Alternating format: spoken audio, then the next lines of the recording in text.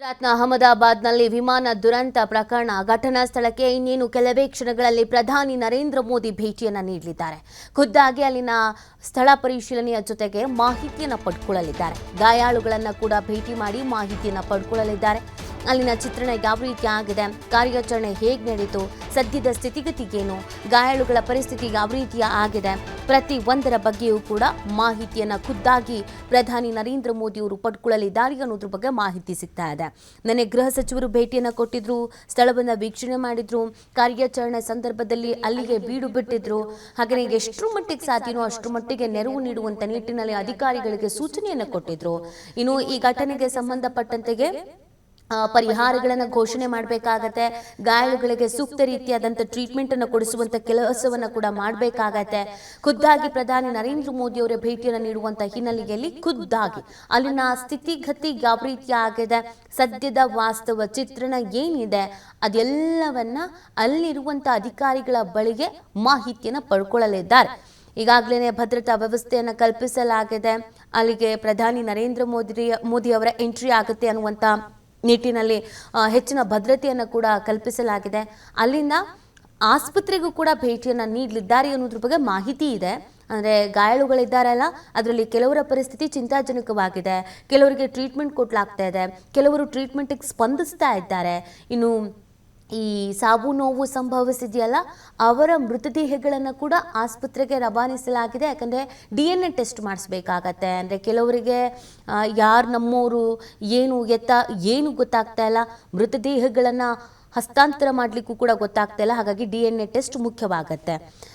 ಅಹಮದಾಬಾದ್ಗೆ ಪ್ರಧಾನಿ ನರೇಂದ್ರ ಮೋದಿ ಅವರು ಆಗಮಿಸ್ತಾ ಇರುವಂಥದ್ದು.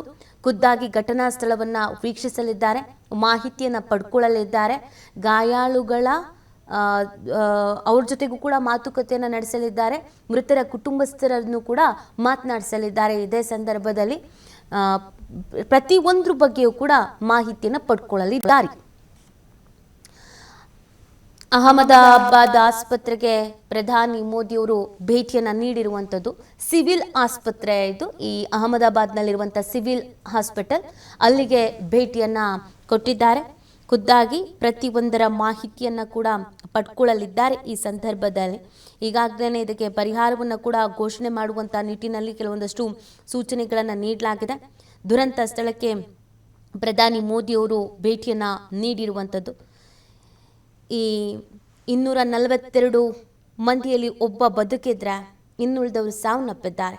ಹಾಸ್ಟೆಲ್ ವಿದ್ಯಾರ್ಥಿಗಳು ಸೇರಿ 265ಕ್ಕೆ ಈಗಾಗಲೇ ಸಾವಿನ ಸಂಖ್ಯೆ ಏರಿಕೆ ಆಗಿದೆ. ಕೆಲವರುಗಳು ಇನ್ನೂ ಆಸ್ಪತ್ರೆಯಲ್ಲಿ ಟ್ರೀಟ್ಮೆಂಟನ್ನು ಪಡ್ಕೊಳ್ತಾ ಇದ್ದಾರೆ. ಅವರ ಆರೋಗ್ಯವನ್ನು ವಿಚಾರಿಸಬೇಕಾಗತ್ತೆ. ಸದ್ಯದ ಅವರ ಸ್ಥಿತಿಗತಿ ಯಾವ ರೀತಿಯಾಗಿದೆ ಅನ್ನೋದ್ರ ಬಗ್ಗೆ ಮಾಹಿತಿ ಪಡ್ಕೊಳ್ಬೇಕಾಗತ್ತೆ. ಖುದ್ದಾಗಿ ಪ್ರಧಾನಿ ನರೇಂದ್ರ ಮೋದಿಯವರು ಇದೀಗ ಹಾಸ್ಪಿಟಲ್ಗೂ ಕೂಡ ಭೇಟಿಯನ್ನು ನೀಡಿದ್ದಾರೆ. ಅವರ ಆರೋಗ್ಯ ಯಾವ ರೀತಿಯಾಗಿದೆ, ಏನು ಎತ್ತ ಅನ್ನೋದ್ರ ಬಗ್ಗೆ ಮಾಹಿತಿಯನ್ನು ಪಡ್ಕೊಳ್ಳಲಿದ್ದಾರೆ. ಗಾಯಾಳುಗಳ ಆರೋಗ್ಯದ ಪರಾಮರ್ಶೆಯನ್ನು ಕೂಡ ಇದೇ ಸಂದರ್ಭದಲ್ಲಿ ಮಾಡಲಿದ್ದಾರೆ. ಪ್ರಧಾನಿ ಮೋದಿ ಅವರಿಗೆ ಗುಜರಾತ್ CM ಕೂಡ ಸಾಥ್ ನೀಡ್ತಿದ್ದಾರೆ. ವಿಮಾನಯಾನ ಸಚಿವ ರಾಮ್ ಮೋಹನ್ ನಾಯ್ಡು ಕೂಡ ಸಾಥ್ ನೀಡ್ತಾ ಇದ್ದಾರೆ. ಘಟನಾ ಸ್ಥಳದಿಂದ ಸಿವಿಲ್ ಆಸ್ಪತ್ರೆಗೆ ಪ್ರಧಾನಿ ನರೇಂದ್ರ ಮೋದಿ ಅವರು ತೆರಳಿರುವುದು. ಗುಜರಾತ್ನ ಅಹಮದಾಬಾದ್ನಲ್ಲಿ ವಿಮಾನ ದುರಂತ ಪ್ರಕರಣ ಖುದ್ದಾಗಿ ಮೋದಿ ಅವರೇ ಸ್ಥಳ ಪರಿಶೀಲನೆಯನ್ನು ಮಾಡಲಿದ್ದಾರೆ. ದುರಂತ ಸ್ಥಳದಿಂದ ಹೊರಟಿದ್ದಾರೆ ಪ್ರಧಾನಿ ನರೇಂದ್ರ ಮೋದಿ ಅವರು. ಹಾಸ್ಪಿಟಲ್ ಭೇಟಿಯನ್ನು ಕೊಡ್ತಾ ಇದ್ದಾರೆ. ಅಧಿಕಾರಿಗಳಿಂದ ಮಾಹಿತಿಯನ್ನು ಪಡೆದು ಅಲ್ಲಿಂದ ತೆರಳಿದ್ದಾರೆ ಪ್ರಧಾನಿ ನರೇಂದ್ರ ಮೋದಿ ಅವರು. ಈಗ ಹಾಸ್ಪಿಟಲ್ಗೆ ಭೇಟಿ ಕೊಡ್ತಿದ್ದಾರೆ. ಸಿವಿಲ್ ಆಸ್ಪತ್ರೆ ಅತ್ತ ಇದೀಗ ಪ್ರಧಾನಿ ಮೋದಿಯವರು ತೆರಳಿರುವಂಥದ್ದು. ಗಾಯಾಳುಗಳ ಆರೋಗ್ಯವನ್ನು ಖುದ್ದಾಗಿ ವಿಚಾರಿಸ್ತಾರೆ. ಜೊತೆಗೆ ಘಟನೆಯ ಬಗ್ಗೆ ಕೂಡ ಗಾಯಾಳುಗಳ ಬಗ್ಗೆ ಮಾತನಾಡಲಿದ್ದಾರೆ. ಹೇಗಾಯಿತು, ಯಾವ ಸಂದರ್ಭ ಅದು, ನೀವು ಎಲ್ಲಿದ್ರಿ, ಯಾವ ಥರದ ಅನುಭವ ಆಯಿತು, ಎಷ್ಟು ಜನ ಇದ್ರಿ ನೀವು, ಇದೆಲ್ಲದ್ರ ಬಗ್ಗೆಯೂ ಕೂಡ ಗಾಯಾಳುಗಳನ್ನು ಮಾತನಾಡಿಸಲಿದ್ದಾರೆ. ಸಿವಿಲ್ ಆಸ್ಪತ್ರೆಗೆ ಭೇಟಿಯನ್ನು ನೀಡುತ್ತಿದ್ದಾರೆ ಪ್ರಧಾನಿ ನರೇಂದ್ರ ಮೋದಿಯವರು. ದೃಶ್ಯಗಳಲ್ಲಿ ನೀವು ಗಮನಿಸ್ತಾ ಇದ್ದೀರಾ. ಅಹಮದಾಬಾದ್ನಲ್ಲಿ ಈ ಸಿವಿಲ್ ಹಾಸ್ಪಿಟಲ್ ಇದೆ. ಕೆಲವು ಮೃತದೇಹವನ್ನು ಇದೇ ಹಾಸ್ಪಿಟಲ್ಗೆ ರವಾನಿಸಲಾಗಿದೆ. ಅಲ್ಲಿ ಕುಟುಂಬಸ್ಥರ ಆಕ್ರಂದನ ಮುಗಿಲು ಮುಟ್ಟಿದೆ. ಇನ್ನು ಗಾಯಾಳುಗಳಿಗೆ ಟ್ರೀಟ್ಮೆಂಟ್ ಕೊಡಿಸುವಂಥ ಕೆಲಸವನ್ನು ಕೂಡ ಮಾಡಲಾಗ್ತಾ ಇದೆ. ವಿಮಾನಯಾನ ಸಚಿವ ರಾಮ್ ಮೋಹನ್ ನಾಯ್ಡು ಅವರು ಇದೇ ಸಂದರ್ಭದಲ್ಲಿ PMಗೆ ಸಾಥನ್ನು ಕೊಡ್ತಾ ಇದ್ದಾರೆ. ಗುಜರಾತ್ ಅಹಮದಾಬಾದ್ನಲ್ಲಿ ಏನು ಈ ದುರಂತ ಸಂಭವಿಸಿತು, ಇಡೀ ಜಗತ್ತೇ ಕಂಬನಿ ಮಿಡಿತಾ ಇದೆ. ಈ ಥರದೊಂದು ಘೋರ ದುರಂತ ಸಂಭವಿಸಬಾರ್ದಿತ್ತು ಅನ್ನುವಂಥದ್ದು. ನಿಜವಾಗ್ಲೂ ಇದು ಬೇಸರದ ಸಂಗತಿ. ಅಮಾಯಕ ಜೀವಗಳು ಬಲಿಯಾಗಿದೆ. ಪಾಪ ಎಲ್ಲರೂ ಅವರವರ ಕೆಲಸ ಕಾರ್ಯಕ್ಕೆ ಅಂತ ತೆರಳ್ತಾ ಇದ್ರು. ಈ ಸಂದರ್ಭದಲ್ಲಿ ದುರಂತ ಸಂಭವಿಸಿದೆ. ಹಾಗಾಗಿ ಅವರ ಕುಟುಂಬಸ್ಥರ ಜೊತೆಗೆ ಈಗ ಪ್ರತಿಯೊಬ್ಬರು ನಿಂತ್ಕೊಳ್ಬೇಕಾಗತ್ತೆ, ಧೈರ್ಯ ಹೇಳಬೇಕಾಗತ್ತೆ, ಸಾಂತ್ವನ ಹೇಳಬೇಕಾಗತ್ತೆ. ಆ ಕೆಲಸವನ್ನು ದೇಶದ ಪ್ರತಿಯೊಬ್ಬ ಪ್ರಜೆಗಳ ಪರವಾಗಿ ಪ್ರಧಾನಿ ನರೇಂದ್ರ ಮೋದಿಯವರು ಇವತ್ತು ಮಾಡ್ತಾ ಇದ್ದಾರೆ.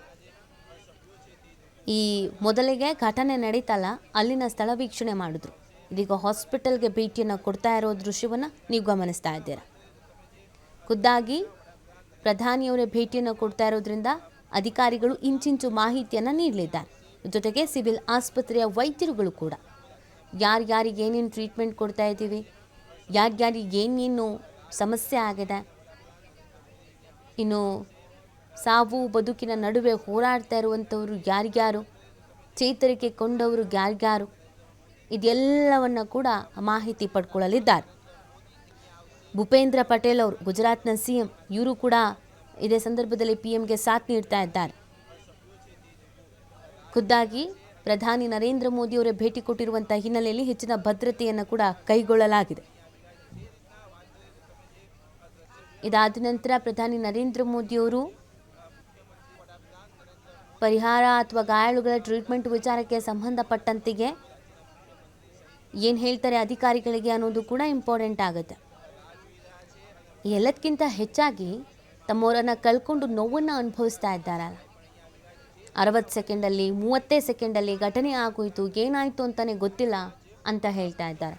ಕೆಲವರು ತಮ್ಮವರನ್ನು ಏರ್ಪೋರ್ಟಿಗೆ ಕರ್ಕೊಂಡು ಬಂದುಬಿಟ್ಟು ಈ ಫ್ಲೈಟ್ ಟೇಕ್ ಆಫ್ ಆದಮೇಲೆ ಹೊರಟ್ರಲ್ಲ, ಇನ್ನೇನು ನಾವು ಮನೆಗೆ ಹೋಗೋಣ ಅಂತ ಹೊರಡೋ ಟೈಮಲ್ಲಿ ಬ್ಲಾಸ್ಟ್ ಆಗಿರೋದು. ಅವರೆಲ್ಲ ಇನ್ನೂ ಈ ಘಟನೆ ನಡೀತಲ್ಲ, ಆ ಕಹಿ ಅನುಭವದಿಂದ ಆಚೆ ಬಂದೇ ಇಲ್ಲ. ಅಂಥವರಿಗೆ ಈ ಸಂದರ್ಭದಲ್ಲಿ ಬೇಕಾಗಿರೋದು ಧೈರ್ಯ ಮತ್ತು ಸಾಂತ್ವನ. ಇದನ್ನು ದೇಶದ ಪ್ರಧಾನಿಗಳೇ ಮಾಡೋದಕ್ಕೆ ಅಂತ ನೇರವಾಗಿ ಆಸ್ಪತ್ರೆಗೆ ಭೇಟಿ ಕೊಟ್ಟಿದ್ದಾರೆ. ಸಿವಿಲ್ ಆಸ್ಪತ್ರೆ, ಇಲ್ಲಿ ಅನೇಕರನ್ನು ಅಡ್ಮಿಟ್ ಮಾಡಲಾಗಿದೆ. ಘಟನೆ ನಡೀತಾ ಇದ್ದ ಹಾಗೇ ಆ್ಯಂಬುಲೆನ್ಸು ಎಲ್ಲವೂ ಕೂಡ ದೌಡಾಯಿಸ್ಬಿಡ್ತು. ಎಲ್ಲದಕ್ಕಿಂತ ಹೆಚ್ಚಾಗಿ ಅಲ್ಲಿನ ಸ್ಥಳೀಯರು ಅವರ ಪ್ರಾಣದ ಹಂಗನ್ನು ತೊರೆದು ಕೂಡ ಕೆಲವರನ್ನು ರಕ್ಷಣೆ ಮಾಡಿದ್ದಾರೆ. ಇಮಿಡಿಯೇಟಾಗಿ ಆ್ಯಂಬುಲೆನ್ಸ್ ಮುಖಾಂತರವಾಗಿ ಅವರನ್ನು ಆಸ್ಪತ್ರೆಗೆ ಸಾಗಿಸುವಂಥ ಕೆಲಸವನ್ನು ಮಾಡಲಾಗಿತ್ತು. ಇದರಲ್ಲಿ ಕೆಲವರ ಪ್ರಾಣ ಉಳಿದಿದೆ, ಕೆಲವರಿಗೆ ಟ್ರೀಟ್ಮೆಂಟನ್ನು ನೀಡಲಾಗ್ತಾ ಇದೆ. ಖುದ್ದಾಗಿ ಅದೆಲ್ಲದರ ಮಾಹಿತಿಯನ್ನು ಪ್ರಧಾನಿ ನರೇಂದ್ರ ಮೋದಿಯವರು ಈ ಸಂದರ್ಭದಲ್ಲಿ ಪಡ್ಕೊಳ್ಳಲಿದ್ದಾರೆ. ನೋಡಿ, ಇಂಥ ವಿಮಾನ ದುರಂತಗಳು ಸಂಭವಿಸೋದು ತೀರಾ ಕಡಿಮೆ, ಆದರೆ ಸಂಭವಿಸಿದಾಗ ನಷ್ಟ ಆಗತ್ತಲ್ಲ, ಆ ನಷ್ಟವನ್ನು ಊಹಿಸ್ಕೊಳ್ಳೋದಕ್ಕೆ ಸಾಧ್ಯ ಆಗೋದಿಲ್ಲ. 100, 130, 140, 200, 250 ಈ ಥರದ ಸಾವಿನ ಸಂಖ್ಯೆ ಬಂದಾಗ ಎಂಥವ್ರಿಗಾದರೂ ಆಘಾತ ಆಗತ್ತೆ. ಎಲ್ಲವೂ ಸರಿಯಾಗಿದ್ದಿದ್ರೆ ಎಲ್ಲ ಅವರವ್ರು ಅಂದ್ಕೊಂಡಿದ್ದಂಥ ಪ್ಲೇಸಸ್ಸಿಗೆ ರೀಚ್ ಆಗಿರ್ತಿದ್ರು. ಯಾರ್ಯಾರನ್ನ ಮೀಟ್ ಮಾಡಬೇಕು, ತಮ್ಮ ಕುಟುಂಬಸ್ಥರನ್ನು ಸೇರಬೇಕು, ಕೆಲಸಕ್ಕೆ ಹೋಗಬೇಕು ಅಂತ ಅಂದ್ಕೊಂಡಿದ್ರು, ಅದೆಲ್ಲವೂ ಸುಗಮವಾಗಿರ್ತಿತ್ತು. ಇನ್ನೆಲ್ಲದಕ್ಕಿಂತ ಹೆಚ್ಚಾಗಿ ಭಾವಿ ವೈದ್ಯರುಗಳು ಮೆಡಿಕಲ್ ಕಾಲೇಜಿನಲ್ಲಿ ವೈದ್ಯರಾಗಬೇಕು ಅಂತ ಕನಸು ಕಂಡು ಅಲ್ಲಿ ವಿದ್ಯಾಭ್ಯಾಸವನ್ನು ಪಡ್ಕೊಳ್ತಿದ್ದಂಥ ವಿದ್ಯಾರ್ಥಿಗಳು ಇನ್ನೇನು ವರ್ಷಗಳಲ್ಲಿ, ಕೆಲವೇ ವರ್ಷಗಳಲ್ಲಿ ವೈದ್ಯರಾಗಿ ಸೇವೆ ಸಲ್ಲಿಸ್ತಾ ಇದ್ರು. ಈ ಸಮಾಜಕ್ಕೆ ಸಾಕಷ್ಟು ಕನಸುಗಳನ್ನು ಕಟ್ಕೊಂಡಿದ್ರು. ಅಂಥವರು ಮೃತದೇಹಗಳಾಗಿ ಹಾಸ್ಪಿಟಲ್ಗೆ ಹೋಗಿದ್ದಾರೆ ಅನ್ನೋದಿದೆಯಲ್ಲ, ಅದು ಅವರ ಫ್ಯಾಮಿಲಿಯವರಿಗೆ ತುಂಬಲಾರದ ನಷ್ಟ, ಸಹಿಸಲಾಗದ ನೋವು. ಇನ್ನು ವಿಜಯ್ ರೂಪಾನಿ ಅವರ ನಿವಾಸಕ್ಕೂ ಕೂಡ ಪ್ರಧಾನಿ ಮೋದಿಯವರು ಭೇಟಿಯನ್ನು ಕೊಡಲಿದ್ದಾರೆ. ಗುಜರಾತ್ನ ಮಾಜಿ CM ಆಗಿ ವಿಜಯ್ ರೂಪಾನಿಯವರು ಸೇವೆಯನ್ನು ಸಲ್ಲಿಸಿದ್ರು. ಈ ದುರಂತದಲ್ಲಿ ಅವರು ಕೂಡ ಸಾವನ್ನಪ್ಪಿದ್ದಾರೆ. ಅವರ ನಿವಾಸಕ್ಕೂ ಕೂಡ ಪ್ರಧಾನಿ ನರೇಂದ್ರ ಮೋದಿಯವರು ತೆರಳಲಿದ್ದಾರೆ ಅನ್ನೋದ್ರ ಬಗ್ಗೆ ಮಾಹಿತಿ ಸಿಗ್ತಾ ಇದೆ. ಗಾಯಾಳುಗಳ ಆರೋಗ್ಯವನ್ನು ವಿಚಾರಿಸಿದ್ದಾರೆ ಪ್ರಧಾನಿ ಮೋದಿ ಅನ್ನೋದ್ರ ಬಗ್ಗೆ ಅಪ್ಡೇಟ್ ಸಿಗ್ತಾ ಇದೆ. ಸಿವಿಲ್ ಆಸ್ಪತ್ರೆಯಲ್ಲಿ ಗಾಯಾಳುಗಳ ಆರೋಗ್ಯವನ್ನ ವಿಚಾರಿಸಿದ್ದಾರೆ. ಕೆಲವೇ ಕ್ಷಣಗಳಲ್ಲಿ ಘಟನಾ ಸ್ಥಳವನ್ನ ಪರಿಶೀಲಿಸಲಿದ್ದಾರೆ ಪ್ರಧಾನಿ ನರೇಂದ್ರ ಮೋದಿಯವರು. ಗಾಯಾಳುಗಳ ಆರೋಗ್ಯವನ್ನ ವಿಚಾರಿಸಿದ್ದಾರೆ ಅನ್ನೋದ್ರ ಬಗ್ಗೆ ಮಾಹಿತಿ ಸಿಗ್ತಾ ಇದೆ. ಅಹಮದಾಬಾದ್ನ ಸಿವಿಲ್ ಆಸ್ಪತ್ರೆಗೆ ಭೇಟಿ ನೀಡಿ ಖುದ್ದಾಗಿ ಆರೋಗ್ಯವನ್ನು ವಿಚಾರಿಸುವಂಥ ಕೆಲಸವನ್ನ ಮಾಡಿದ್ದಾರೆ. ಯಾರೆಲ್ಲ ಟ್ರೀಟ್ಮೆಂಟ್ ಪಡ್ಕೊಳ್ತಾ ಇದ್ದಾರೆ, ಎಷ್ಟು ಮಂದಿ ಟ್ರೀಟ್ಮೆಂಟನ್ನು ಪಡ್ಕೊಳ್ತಾ ಇದ್ದಾರೆ, ಏನೇನು ಇಂಜುರಿ ಆಗಿದೆ, ಮೇಜರ್ ಸರ್ಜರಿ ಈ ಥರದ್ದು ಏನಾದರೂ ಇದೀಗ?